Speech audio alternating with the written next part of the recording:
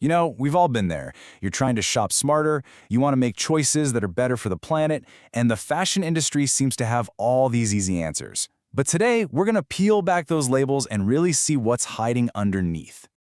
It's a pretty common feeling, right? You're just surrounded by these green labels, eco-friendly, conscious, sustainable, and you're left wondering, what does any of this actually mean? It can be totally overwhelming trying to do the right thing when you're not even sure what the right thing is. So, to cut through all that noise, we usually fall back on a few big ones. Buying secondhand, choosing organic, picking something made from recycled bottles, or going for vegan leather. I mean, they sound perfect, don't they? But are these simple solutions really as good as they seem? Well, that's exactly what we're about to find out. Okay, so here's the game plan. First, we're going to unpack the whole secondhand paradox. Then, we'll dive straight into the crisis around organic certification. After that, we're going to look at what's really going on with recycling, and finally, we'll tackle the vegan leather dilemma. Let's get right into it. All right, first up, the secondhand paradox.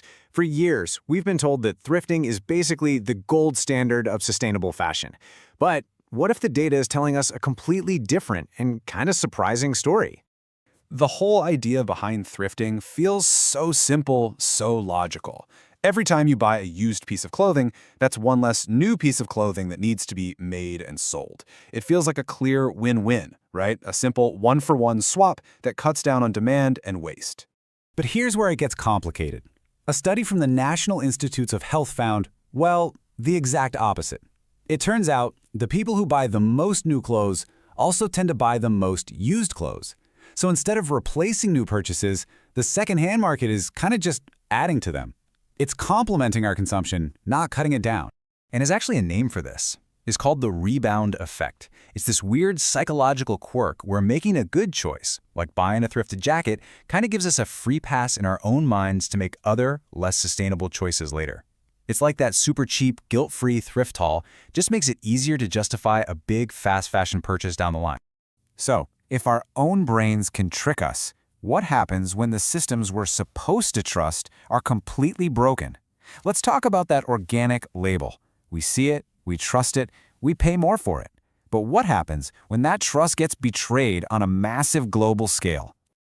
Okay, so India is a huge producer of organic cotton, and they have this national program with a whole digital tracking system. It's designed to be this rock-solid guarantee that the cotton you're buying is the real deal. On paper, it looks totally legit. But the reality was a massive fraud. And the scale is just staggering. Over 2.10 trillion rupees. That's how much conventional cotton, often genetically modified, was allegedly sold with fake organic certificates. So farmers were getting paid less while someone else was pocketing huge profits from the organic label. And you can just watch the dominoes fall on this timeline. First, the main global standard, GOTS, finds the forgeries. Bam! Then the USDA in the US suspends its recognition. Then the EU jumps in and cancels licenses. By early 2022, the New York Times is reporting that as much as 80% of India's so-called organic cotton might be fake. The entire system of trust just imploded.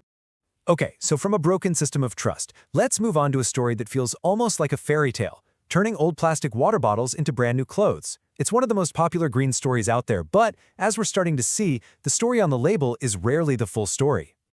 Oh yeah, we've all seen this tag.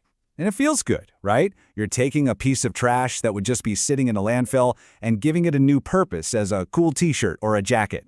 It's this really clean, simple story of turning trash into treasure. But we have to talk about a really crucial difference here. See, true recycling is closed loop. A bottle becomes another bottle, and you can do that multiple times. But when a bottle becomes a shirt, that's what's called open loop, or maybe more accurately, downcycling. It's a one-way trip. You take that high-value plastic and turn it into a lower-quality fiber that is almost impossible to recycle ever again. And that's not even the worst part. The consequences are pretty serious. That recycled polyester shirt, it sheds millions of teeny tiny plastic microfibers every single time you wash it. These things are so small they get right past our water filters and end up everywhere, in our oceans, our soil, and yep, they've even been found in our bodies.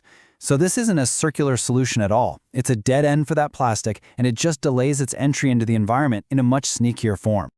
All right, for our last deep dive, let's talk about vegan leather. I mean, with all these incredible new materials made from things like cactus and mushrooms, it really seems like the perfect cruelty-free solution.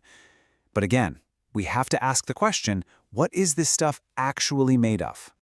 And when you look at the data, wow, the plant-based options look amazing. I mean, just look at cactus leather compared to cow leather. The CO2 emissions, the water use, it's not even close. On paper, this looks like an absolute slam dunk. These numbers are incredible, but they lead to a really important follow-up question. To get that leather-like feel and durability, what else is in there besides, the cactus? And here it is, the big reveal. It turns out that a lot of these popular plant-based leathers are actually a composite. They're held together with a plastic binder, usually polyurethane or PU. And in many cases, that PU, which comes from fossil fuels, can make up more than half of the final material. So that plant-based label might be hiding the fact that it's mostly plastic. So after digging into secondhand, organic, recycled, and vegan options, where does that leave us? It kind of feels like every simple solution we thought we had is actually way more complicated. So let's do a quick recap of what we just uncovered. We found out that secondhand shopping can actually make us buy more stuff. That the organic label can be a lie because of huge systemic fraud. That recycled polyester is really just a dead end for plastic that pollutes everything with microfibers. And that a lot of vegan leather is more plastic than plant. And this is the real takeaway. The problem isn't just about picking one good material over a bad one. The deeper issue here is a whole system that's gotten really, really good at selling us simple stories that hide some very complex and inconvenient truths. It prioritizes a good marketing story over real, transparent, circular solutions. Now, I know this can all feel a little discouraging, but it's actually really empowering.